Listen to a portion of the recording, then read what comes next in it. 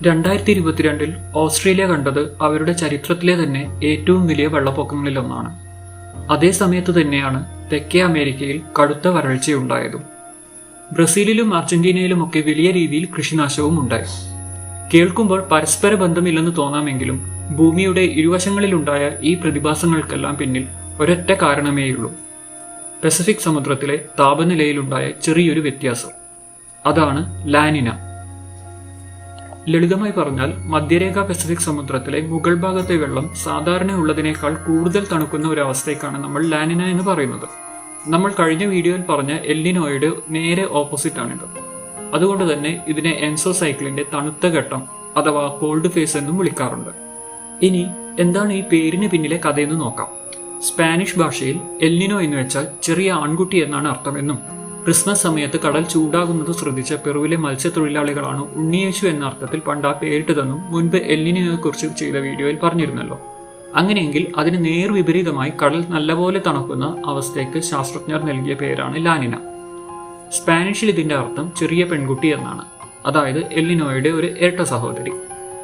ലാനിനയെ പ്രധാനമായും രണ്ട് രീതിയിലാണ് തരംതിരിക്കാറുള്ളത്. ഒന്ന്, തീവ്രത അളക്കുന്നതിലൂടെ. കടലിലെ വെള്ളം എത്രത്തോളം തണുക്കുന്നു എന്നളക്കാൻ ശാസ്ത്രജ്ഞർ ഓഷ്യാനിക് നിനോ ഇൻഡെക്സ് അഥവാ ONI ആണ് ഉപയോഗിക്കുന്നത്. ഇതനുസരിച്ച് താപനില -0.5 മുതൽ -0.9 ഡിഗ്രി സെൽഷ്യസ് വരെ കുറഞ്ഞാൽ അത് ദുർബലമായ ലാനിനയാണ്. -1.0 മുതൽ -1.4 വരെയാണെങ്കിൽ അത് മിതമായ ലാനിനയാണ്. -1.5നും താഴേക്ക് പോയാൽ അത് ശക്തമായ ലാനിനയായി കണക്കുകൂട്ടും. രണ്ടാമത്തെ തരംതിരിവ് ഈ തണുപ്പ് പസഫിക് സമുദ്രത്തിന്റെ ഏതു ഭാഗത്ത് കൂടുതൽ കേന്ദ്രീകരിക്കുന്നു എന്നതിനനുസരിച്ചാണ്. തണുപ്പ് കൂടുതലും ദക്ഷിണ അമേരിക്കൻ തീരത്തോട് ചേർന്ന് കിഴക്കൻ പസഫിക്കിലാണെങ്കിൽ അതിനെ ഈസ്റ്റേൺ പസഫിക് ലാനിന എന്ന് വിളിക്കും. ഇതാണ് ഇതിന്റെ സാധാരണ രൂപം. ഇനി ഈ തണുപ്പ് മധ്യ പസഫിക്കിലാണ് കാണുന്നതെങ്കിൽ അതിനെ സെൻട്രൽ പസഫിക് ലാനിന അല്ലെങ്കിൽ ലാനിന മോഡോക്കി എന്ന് പറയും. ഇതിന്റെ ആഗോള പ്രത്യാഘാതങ്ങൾ ആദ്യത്തേതിൽ നിന്ന് അല്പം വ്യത്യസ്തമായിരിക്കും.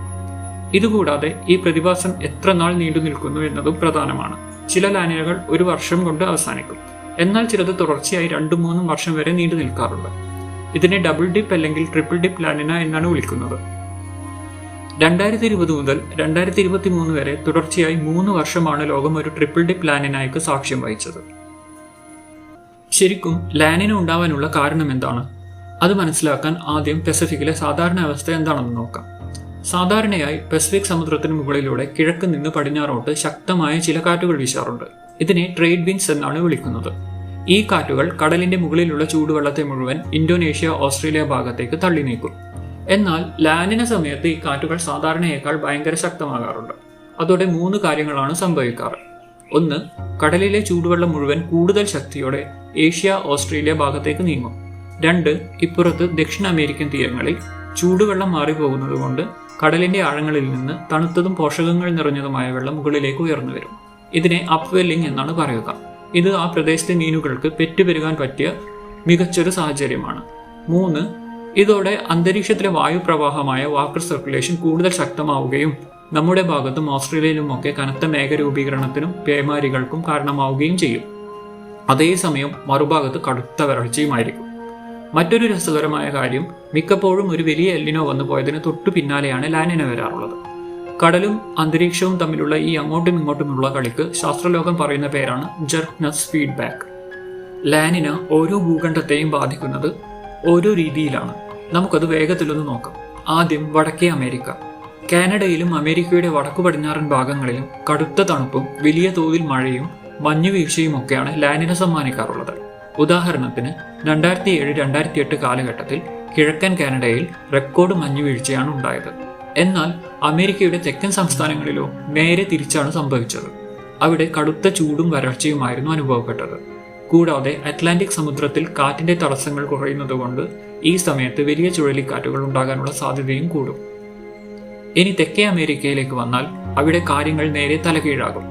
പെറു, ഇക്വഡോർ തീരങ്ങളിൽ കടുത്ത വരൾച്ചയായിരിക്കും. ബ്രസീൽ, അർജന്റീന തുടങ്ങിയ രാജ്യങ്ങളിൽ മഴ പെയ്യാതെ വരുന്നത് അവിടുത്തെ കൃഷിയിടങ്ങളെ സാരമായി തന്നെ ബാധിക്കാറുണ്ട്. അതേസമയം വടക്കൻ ഭാഗങ്ങളായ കൊളംബിയയിലൊക്കെ കനത്ത മഴയും വെള്ളപ്പൊക്കവും ഉണ്ടാവുകയും ചെയ്യും. ആഫ്രിക്കയുടെ അവസ്ഥ നോക്കിയാൽ തെക്കൻ ആഫ്രിക്കയിൽ നല്ല മഴ കിട്ടുമെങ്കിലും കിഴക്കൻ ആഫ്രിക്കൻ രാജ്യങ്ങളായ സൊമാലിയ, എത്യോപ്യ, കെനിയ ഉൾപ്പെടുന്ന ഹോൺ ഓഫ് ആഫ്രിക്ക മേഖലയിൽ ലാനിന വരുന്നത് കടുത്ത പട്ടിണിക്കും വരൾച്ചയ്ക്കും കാരണമാവാറുണ്ട്. നമ്മുടെ ഏഷ്യയിലേക്കും ഓസ്ട്രേലിയയിലേക്കും വന്നാൽ ഇന്തോനേഷ്യ, മലേഷ്യ, ഫിലിപ്പീൻസ്, പിന്നെ ഓസ്ട്രേലിയ എന്നിവിടങ്ങളിലൊക്കെ സാധാരണയിൽ കൂടുതൽ മഴ ലഭിക്കും. ഫിലിപ്പീൻസിലും ചൈനീസ് തീരങ്ങളിലും ശക്തമായ ചുഴലിക്കാറ്റുകൾ വന്നടിക്കാനും ഓസ്ട്രേലിയയിൽ വലിയ വെള്ളപ്പൊക്കങ്ങൾ ഉണ്ടാകാനും ലാനിന കാരണമാകാറുണ്ട്.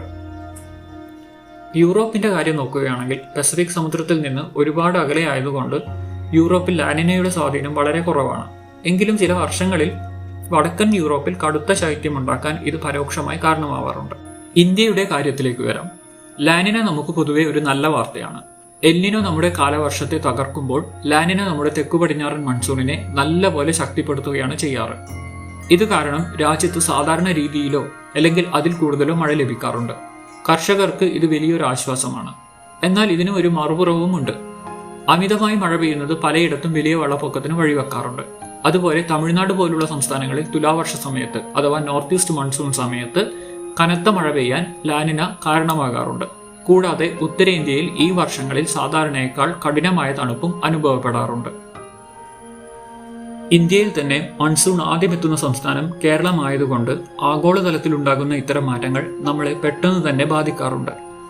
ലാനിനയുള്ള വർഷങ്ങളിൽ കേരളത്തിലും കാലവർഷം കനക്കാനും സാധാരണയിൽ കവിഞ്ഞ് മഴ കിട്ടാനുമുള്ള സാധ്യത വളരെ കൂടുതലാണ്. പക്ഷേ ഇവിടെ നമ്മൾ മനസ്സിലാക്കേണ്ട ഒരു പ്രധാന കാര്യമുണ്ട്. 2018-ലും 2019-ലും കേരളത്തിലുണ്ടായ മഹാപ്രളയങ്ങൾക്ക് കാരണം ലാനിന മാത്രമാണ് എന്ന് നമുക്ക് ലളിതമായി പറയാൻ പറ്റില്ല. കാരണം ആ പ്രളയങ്ങൾക്ക് പിന്നിൽ നമ്മുടെ അന്തരീക്ഷത്തിലുണ്ടായ ചില പ്രത്യേക കാറ്റുകളും പ്രതിഭാസങ്ങളും ഒക്കെയായിരുന്നു പ്രധാന പങ്ക് വഹിച്ചിരുന്നത്. ലാനിന മൺസൂണിന്റെ പൊതുവായൊരു മൂഡ് സെറ്റ് ചെയ്യുമെന്നല്ലാതെ ഓരോ നാട്ടിലും ഉണ്ടാകുന്ന വെള്ളപ്പൊക്കത്തിന്റെ ഒരേ ഒരു കാരണം ലാനിന മാത്രമാണെന്ന് പറയാൻ സാധിക്കില്ല. എങ്കിലും മൊത്തത്തിലെടുത്തു നോക്കുമ്പോൾ ലാനിന വർഷങ്ങളിൽ കേരളത്തിൽ കനത്ത മഴയ്ക്കും അതുവഴി ഉരുൾപൊട്ടൽ, വെള്ളപ്പൊക്കം എന്നിവയ്ക്കുമുള്ള സാധ്യതകൾ എപ്പോഴും കൂടുതലായിരിക്കുമെന്ന് നമ്മൾ ഓർക്കണം. അതുകൊണ്ട് തന്നെ ലാനിന സമയത്ത് നമ്മൾ എടുക്കേണ്ട ചില മുൻകരുതലുകൾ എന്തൊക്കെയാണെന്ന് നോക്കാം. കർഷകർ കൂടുതൽ മഴ പ്രതീക്ഷിക്കുന്നത് കൊണ്ട് കൃഷിയിടങ്ങളിൽ വെള്ളം കെട്ടിക്കിടക്കാതെ ഒഴുകിപ്പോകാനുള്ള ഡ്രെയിനേജ് സംവിധാനങ്ങൾ നേരത്തെ തന്നെ ഒരുക്കുക. താഴ്ന്ന പ്രദേശങ്ങളിൽ വെള്ളം കയറാൻ സാധ്യതയുള്ളതുകൊണ്ട് വിത്ത് വിതയ്ക്കുമ്പോൾ പ്രത്യേകം ശ്രദ്ധിക്കുക. മത്സ്യത്തൊഴിലാളികൾ കടലിലെ മാറ്റങ്ങളും വരാൻ സാധ്യതയുള്ള ചുഴലിക്കാറ്റ് മുന്നറിയിപ്പുകളും കൃത്യമായി ശ്രദ്ധിക്കുക. കാലാവസ്ഥാ വകുപ്പിന്റെ നിർദ്ദേശങ്ങൾ കർശനമായി പാലിക്കുക. നഗരങ്ങളിൽ മഴക്കാലം തുടങ്ങുന്നതിന് മുൻപ് തന്നെ ഓടകളും കനാലുകളും വൃത്തിയാക്കി വെള്ളപ്പൊക്ക സാധ്യത ഒഴിവാക്കുക. കാരണം കനത്ത മഴയ്ക്ക് പിന്നാലെ ഡെങ്കിപ്പനി, എലിപ്പനി പോലുള്ള അസുഖങ്ങൾ വരാൻ സാധ്യത കൂടുതലാണ്. അതുകൊണ്ട് വീടും പരിസരവും വൃത്തിയായി സൂക്ഷിക്കുകയും കൊതുക് നശീകരണം നടത്തുകയും ചെയ്യുക. എല്ലാത്തിലുമുപരി ദുരന്ത നിവാരണ അതോറിറ്റിയുടെയും കാലാവസ്ഥാ വകുപ്പിന്റെയും അറിയിപ്പുകൾ കൃത്യമായി ഫോളോ ചെയ്യുക. അത്യാവശ്യ ഘട്ടങ്ങളിൽ ഉപയോഗിക്കാൻ ഒരു എമർജൻസി കിറ്റ് വീട്ടിൽ എപ്പോഴും കരുതി വെക്കുന്നതും നല്ലതാണ്. സാധാരണയായി ജൂൺ, ജൂലൈ മാസങ്ങളിലാണ് ലാനിന രൂപപ്പെട്ടു തുടങ്ങാറുള്ളത്. ഡിസംബർ, ജനുവരി ആകുമ്പോഴേക്കും ഇത് അതിന്റെ പരമാവധി ശക്തിയിലാകും. പിന്നീട് മാർച്ച് മുതൽ ജൂൺ വരെയുള്ള മാസങ്ങളിൽ ഇത് പതിയെ ദുർബലമാകും. ഇത് ചിലപ്പോൾ 9 മാസം വരെ നീണ്ടു നിൽക്കാം, അല്ലെങ്കിൽ നേരത്തെ പറഞ്ഞതുപോലെ 3 വർഷം വരെ നീണ്ടുപോകാം. ഇപ്പോൾ നമ്മൾ 2026-ന്റെ പകുതിയിലെത്തി നിൽക്കുമ്പോൾ അന്താരാഷ്ട്ര കാലാവസ്ഥാ ഏജൻസികളുടെ കണക്കുകൾ പ്രകാരം പസഫിക് സമുദ്രം ലാനിനയിൽ നിന്ന് മാറി എൽനിനോ എന്ന അവസ്ഥയിൽ എത്തിയിരിക്കുകയാണ്. ചുരുക്കത്തിൽ വരും മാസങ്ങളിൽ നമ്മൾ കാണാൻ പോകുന്നത് ലാനിനയല്ല, മറിച്ച് എൽനിനോയുടെ പ്രത്യാഘാതങ്ങളായിരിക്കാം. ഇതൊരു റൊട്ടേഷൻ പോലെയാണ്. ലാനിനയോ എൽനിനയോ ഒന്നും ഇവിടെ സ്ഥിരമായി നിലനിൽക്കില്ല. അതുകൊണ്ട് തന്നെ നിലവിലെ കൃത്യമായ കാലാവസ്ഥ അറിയാൻ എപ്പോഴും IMDയുടെ അഥവാ ഇന്ത്യ മെട്രോളജിക്കൽ ഡിപ്പാർട്ട്മെന്റിന്റെ ഏറ്റവും പുതിയ അപ്ഡേറ്റുകൾ നോക്കുന്നതാവും നല്ലത്. വീഡിയോ അവസാനിപ്പിക്കുന്നതിന് മുൻപ് ലോകത്തെ പിടിച്ചുകുലുക്കിയ ചില പ്രധാന ലാനിന വർഷങ്ങൾ ഏതൊക്കെയാണെന്ന് നോക്കാം. ആദ്യം 1988 മുതൽ 1989 വരെ. കഴിഞ്ഞ 70 വർഷത്തിനിടയിലെ ഏറ്റവും പവർഫുള്ളായ ലാനിനകളിൽ ഒന്നായിരുന്നു ഇത്. തെക്കേ അമേരിക്കയിൽ കടുത്ത വരൾച്ചയുണ്ടാക്കി കൃഷിയെയും കുടിവെള്ളത്തെയും ഇത് ബാധിച്ചപ്പോൾ വടക്കേ അമേരിക്കയിൽ വില്ലനായത് അതികഠിനമായ തണുപ്പായിരുന്നു. അടുത്തത് 1998 മുതൽ 2001 വരെ. ചരിത്രത്തിലെ ഏറ്റവും വലിയ എൽനിനോയ്ക്ക് തൊട്ടു പിന്നാലെയാണ് ഈ ലാനിന വരുന്നത്. ഏകദേശം 3 വർഷത്തോളമാണ് ഇത് നീണ്ടുനിന്നത്. ഈ സമയത്ത് ഇന്ത്യയിൽ നല്ല മഴ കിട്ടിയെങ്കിലും മധ്യ അമേരിക്കയിൽ വലിയ നാശനഷ്ടം വിതച്ച മിച്ച് ചുഴലിക്കാറ്റുണ്ടായതും ഇതേ കാലയളവിലാണ്. അടുത്തത് 2007 മുതൽ 2008 വരെ. ഈ സമയത്ത് ഏഷ്യൻ മേഖലകളിൽ കടലിലെ താപനില സാധാരണയേക്കാൾ 2 ഡിഗ്രിയോളം താഴേക്ക് പോയി. കിഴക്കൻ കാനഡയെ മഞ്ഞു മൂടിയപ്പോൾ ആഫ്രിക്കയിൽ കടുത്ത വരൾച്ചയാണ് ഇത് സമ്മാനിച്ചത്. അടുത്തത് 2010 മുതൽ 2011 വരെ. ഏറ്റവും കൂടുതൽ നാശനഷ്ടമുണ്ടാക്കിയ ഒരു ലാനിന കാലഘട്ടമായിരുന്നു ഇത്. ഓസ്ട്രേലിയയിലെ ക്വീൻസ്ലാൻഡിലുണ്ടായ വൻ വെള്ളപ്പൊക്കത്തിൽ ബ്രിസ്ബെയിൻ നഗരം മുഴുവൻ മുങ്ങിപ്പോയി. ഓസ്ട്രേലിയയുടെ ചരിത്രത്തിലെ തന്നെ ഏറ്റവും വലിയ പ്രകൃതി ദുരന്തങ്ങളിൽ ഒന്നാണിത്. ഇതേ വർഷം തന്നെയാണ് പാകിസ്ഥാനിൽ വലിയ പ്രളയമുണ്ടായതും കിഴക്കൻ ആഫ്രിക്കയിലെ സൊമാലിയയെ ക്ഷാമത്തിലേക്ക് നയിച്ച വരൾച്ചയുണ്ടായതും. അടുത്തത് 2020 മുതൽ 2023 വരെ നമ്മളെയൊക്കെ അത്ഭുതപ്പെടുത്തിയ അടുത്തിടെ കഴിഞ്ഞുപോയ ട്രിപ്പിൾ ഡിപ്പ് ലാനിന. തുടർച്ചയായി 3 വർഷമാണ് ഇത് നീണ്ടുനിന്നത്. ബ്രസീൽ, അർജന്റീന ഭാഗങ്ങളിൽ വലിയ കൃഷിനാശവും ആഫ്രിക്കയിൽ കടുത്ത വറുതിയും ഉണ്ടാക്കി. 2022 ഓസ്ട്രേലിയയെ വീണ്ടും വെള്ളപ്പൊക്കത്തിലാഴ്ത്തിയതും ഇതേ ലാനിനയാണ്. എന്നാൽ ഇന്ത്യക്ക് ഈ 3 വർഷവും മികച്ച രീതിയിൽ മൺസൂൺ മഴ ലഭിക്കാനും ഇത് സഹായിച്ചിട്ടുണ്ട്.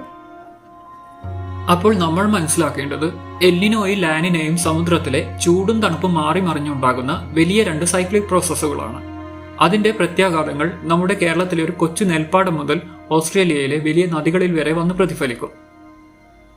ഈ വീഡിയോ നിങ്ങൾക്ക് ഉപകാരപ്രദമായി തോന്നിയെങ്കിൽ ലൈക്ക് ചെയ്യാനും ഷെയർ ചെയ്യാനും ഹൈപ്പ് ചെയ്യാനും മറക്കരുത്. ഇതുപോലെയുള്ള ഇൻഫോർമേറ്റീവ് വീഡിയോകൾക്കായി ചാനൽ ഇപ്പോൾ തന്നെ സബ്സ്ക്രൈബ് ചെയ്യുക.